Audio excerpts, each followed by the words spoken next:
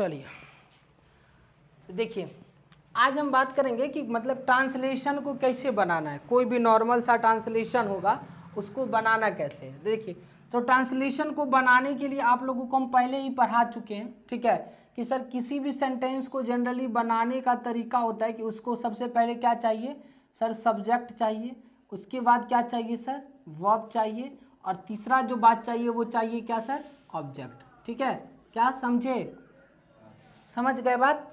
देखिए, subject verb और object sentence. देखो, अब आपको जो समझना है मेन बात कि सर सब्जेक्ट क्या होता है। सब्जेक्ट मैं आप लोगों को ऑलरेडी बता चुका हूं कि सब्जेक्ट का मतलब होता है कि किसी भी चीज का जो करने वाला होता है, कोई भी चीज को क्या होता है, करने वाले को क्या कहते हैं हम, सब्जेक्ट कहते हैं। जैसे मान लीजिए मैंने कहा कि राम इज ए बॉय, है ना।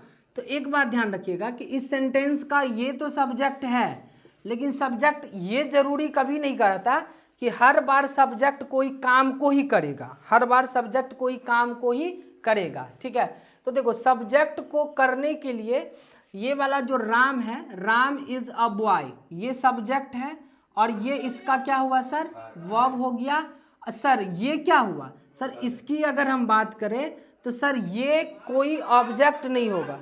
क्यों नहीं होगा सर, क्योंकि सर ये जो है ना राम, ये काम दिखा रहा है क्या, यहाँ यहाँ यहाँ देखिए, आप लोग को बोलना है, समझ गए ना। आवाज आए या ना आए उससे कोई मतलब नहीं है, पूछ रहे हैं जो वो बोलना है। ठीक है, देखो राम ये क्या है, ये हो गया आपका वर्ब, लेकिन राम यहाँ पे क्या कर रहा है, काम कर रहा है नहीं सर। राम कह रहा है कि राम एक क्या है, बॉय है। तो राम एक बॉय है, इसका मतलब क्या है सर, कि इस राम को ये कंप्लीट कर रहा है, इस राम को ये बॉय आके क्या कर रहा है, कंप्लीट कर। तो सर जब इस सब्जेक्ट को कंप्लीट करेगा तो क्या होगा, सब्जेक्ट कॉम्प्लीमेंट कहलाएगा। क्या कहलाएगा, सब्जेक्ट कॉम्प्लीमेंट। समझ गए।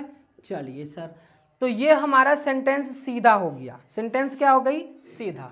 तो सर जब सेंटेंस सीधा रहे तो इस सेंटेंस को कहा जाता है अफर्मेटिव। क्या कहा जाएगा, अफर्मेटिव सेंटेंस। कौन सा सेंटेंस, अफर्मेटिव।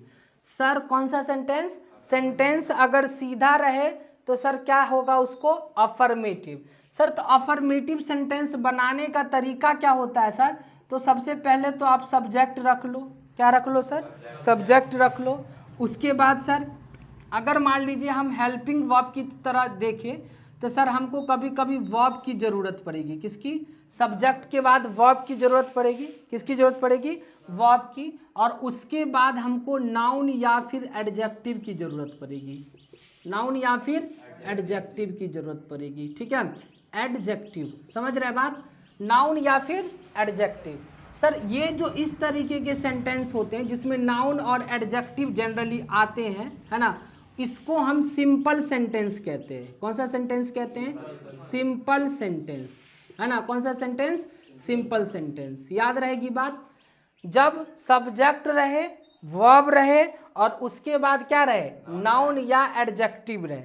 मैं अभी सिंपल सेंटेंस से शुरुआत कर रहा हूँ, धीरे धीरे इसके लेवल को क्या करूँगा, आगे बढ़ाऊंगा।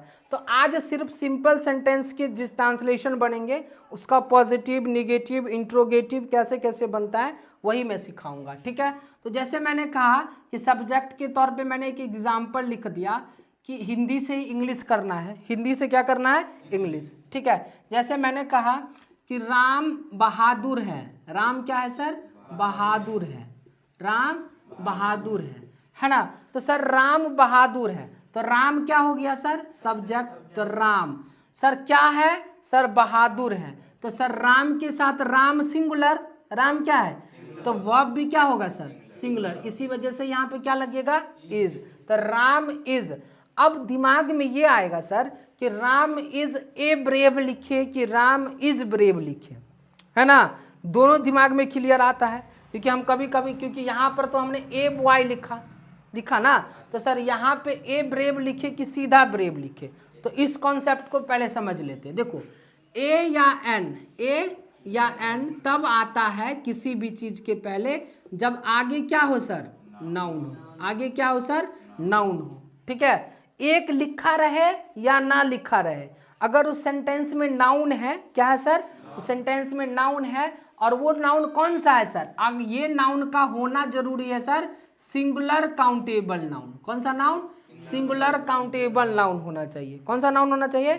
सिंगुलर का मतलब एक, सिंगुलर का मतलब एक, काउंटेबल का मतलब जिसको आप गिन सकते हैं, जिसको आप क्या कर सकते हैं? गिन सकते हैं। और नाउन तो आप जानते हैं, काउंटेबल मतलब ये नाउन हो गया, ठीक है। ये सिंगुलर मतलब एक, काउंटेबल मतलब जिसको गिन सकते हैं, और नाउन का मतलब किसी भी चीज का नाम, संज्ञा जिसको आप कहते हो।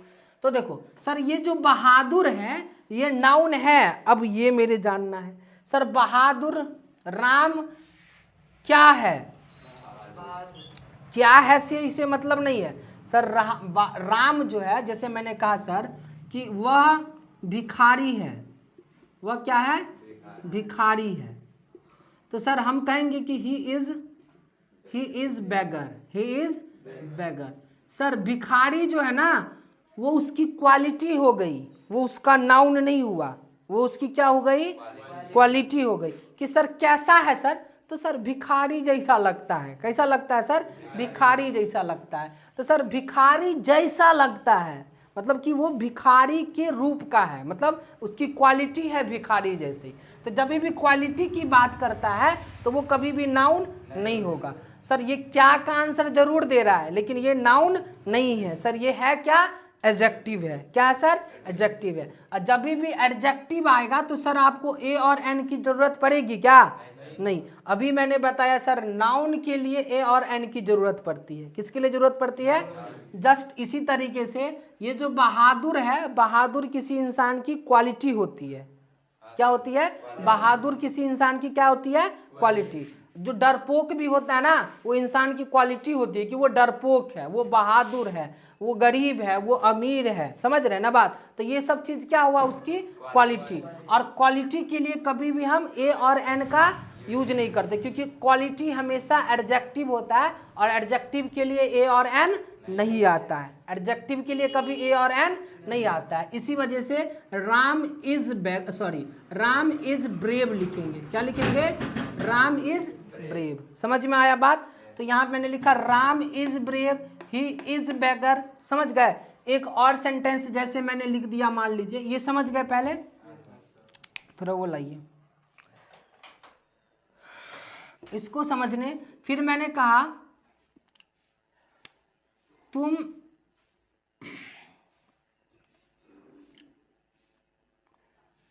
जैसे मैंने कहा कि तुम महान हो। तुम क्या हो? एक मिनट थोड़ा कपड़ा नहीं भींगा हुआ है पूरा, थोड़ा सा कोई वहां से कागज उगज लाइए ना, ये भींग गया इसी वजह से ये मिट नहीं रहा ठीक से। फाड़ो उसी को फाड़ो ना, ऊपर वाला पेज को। हाँ लो।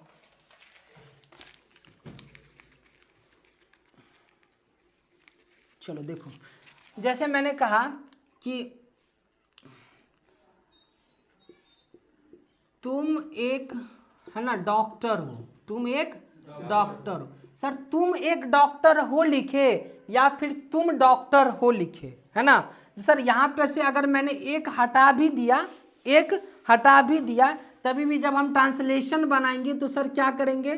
तो sir you are a doctor लिखेंगे। सर ये बात को कभी भी दिमाग में नहीं रखना है कि किसी सेंटेंस में एक रहता है तो उसके लिए ए आता है। नहीं सर किसी सेंटेंस में ए तब आता है जब उस सेंटेंस में नाउन रहती है। क्या रहती है सर? नाउन। और वो भी नाउन कैसी सर? तो सिंगुलर काउंटेबल नाउन होनी चाहिए। ए और एन लाने के लिए क्या करेंगे कि उस सेंटेंस में वो सिंगुलर काउंटेबल नाउन की तरह क्या होना चाहिए? यूज होना चाहिए। तो पहला मैंने आपको सिखाया सर कि सब्जेक्ट के साथ वर्ब, नाउन और एडजेक्टिव। अभी तो मैंने सर एडजेक्टिव को भी अलग दिखाया और नाउन को भी क्या दिखाया? अलग। अब इस दोनों को एक साथ भी क्या कर सकते हैं? दिखा सकते हैं। सर कैसे? वो भी देख लीजिए सर, इस तरीके से देखा जा सकता है। ठीक है, देखिए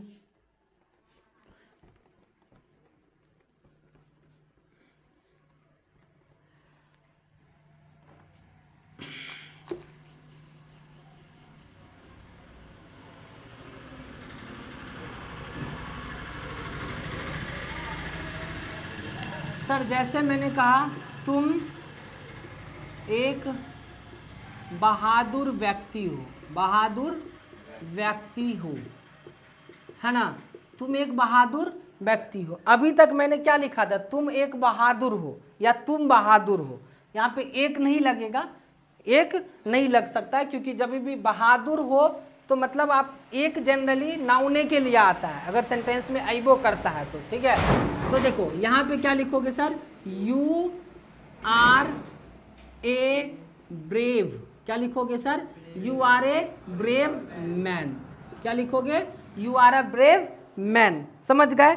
तो सर यहाँ पे जो ये ए आया, ये बताओ आप लोग मेरे कि सर ये जो ए आया है इस ब्रेव के वजह से आया कि इस मैन के वजह से आया, मैन की वजह से आया, क्योंकि ये तो सर क्या है, एडजेक्टिव है ना, तो इसके वजह से तो नहीं आ सकता है कभी भी। सर ये आया जरूर है इससे पहले, आया जरूर है इससे पहले, लेकिन ये आया किसके वजह से, नाउन के वजह से, समझ गए। मैंने कहा कि तुम बहुत चालाक व्यक्ति हो, तुम बहुत चालाक व्यक्ति हो, है ना। तो सर अब फिर से देखो, तुम बहुत चालाक व्यक्ति हो तो क्या होगा, यू आर, है ना। अब बताओ, a very clever man, you are a very clever man. Sir देखो अब जो फिर से आया है, ये जो ए आया है वो किसके वजह से आया, तो सर फिर से देखो सर ये आया मैन के वजह से ही है, क्योंकि जब तक नाउन नहीं तब तक आर्टिकल ए और एन नहीं, जब तक नाउन नहीं तब तक किसी भी सेंटेंस में आर्टिकल ए और एन नहीं पड़ेगा, और वो भी नाउन कैसा सर, सिंगुलर काउंटेबल नाउन। मैं एक ही बात को 10 बार तब से बोल दिया हूँ, याद रखिएगा इस बात को, ठीक है।